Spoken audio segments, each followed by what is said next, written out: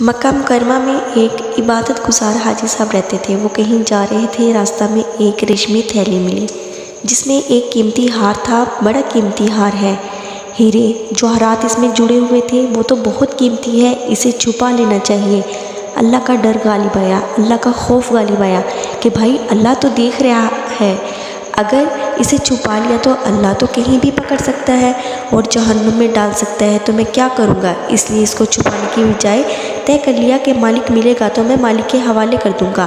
اتفاق سے مالک بھی مل گیا۔ کوئی تلاش کرتا پھر رہا ہے، بھائی میرا ہار گم ہو گیا ہے۔ انہوں نے کہا بھائی میرے پاس بھی ایک ہی تھیلی ہے، تم دیکھو تمہاری تو نہیں۔ اس نے دیکھا اور دیکھ کر پہچان لیا کہ ہاں یہی میری تھیلی ہے اور یہ میرا ہار ہے۔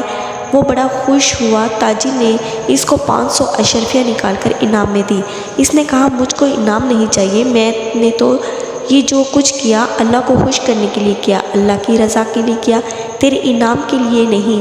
اس نے بہت اصرار کیا اور کہا کہ نیت کی تھی اگر ہار مل جائے تو میں اس کے پانے کو والے کو اور لانے والے کو 500 اشرفیاں دوں گا، اس لیے میں تم کو دے رہا ہوں۔ کہا کہ نہیں مجھ کو 500 اشرفیاں نہیں چاہیے۔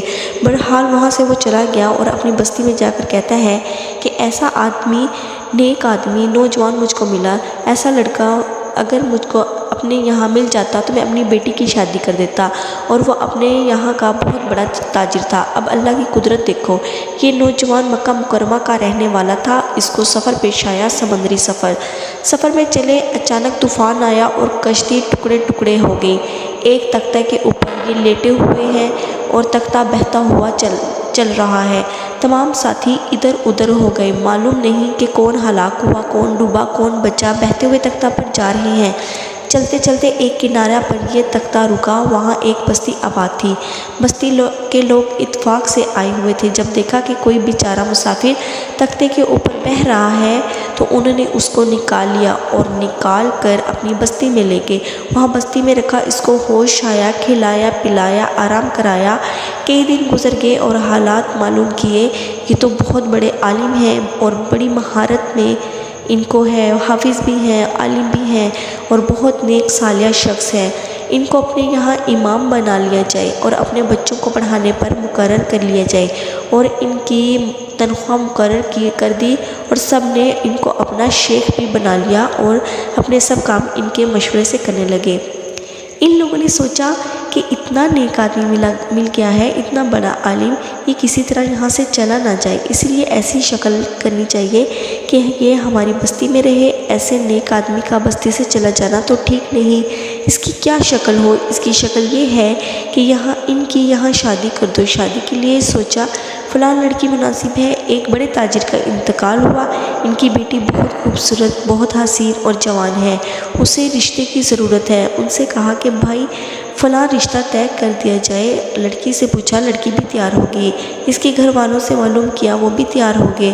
جب دونوں کی شادی ہوگی اور یہ رات کو وہاں پہنچا اور بیوی سے ملاقات ہوئی تو دیکھا کہ اس کے گلے میں وہی ہار پڑا ہوا ہے جو ہار ان کو مکہ مکرمہ میں ملا تھا، اور انہوں نے اس تاجر کو واپس کر دیا تھا اور انعام لینے سے انکار کر دیا تھا۔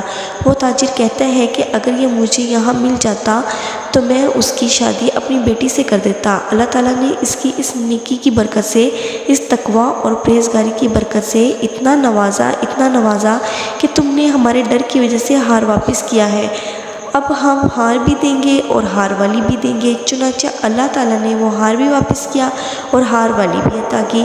پھر یہ مکان اور کوٹھی بھی اور تاجر بھی اور جائیداد بھی، اس تاجر کی وہ تمام کی تمام ملکیت اللہ تعالیٰ نے اس کو عطا کر دی۔ یہ ہے اللہ کا ڈر اور خوف۔ جس دل میں اللہ کا ڈر ہوتا ہے اور اللہ کا خوف ہوتا ہے، اللہ تعالیٰ اسے دنیا میں بھی اس طرح نوازتا ہے، اور بھائی یہ تو دنیا ہے اور آخرت میں اللہ تعالیٰ نوازیں گے۔ تو بھائی ہم سب دنیا میں رہتے ہوئے اصل یہ ہے کہ ہم اللہ کا ڈر اور خوف حاصل کریں، اس کی اطاعت و فرما برداری کریں اور نافرمانیوں سے پرہیز کریں، اور اسی کے اوپر اللہ کی مدد آتی ہے۔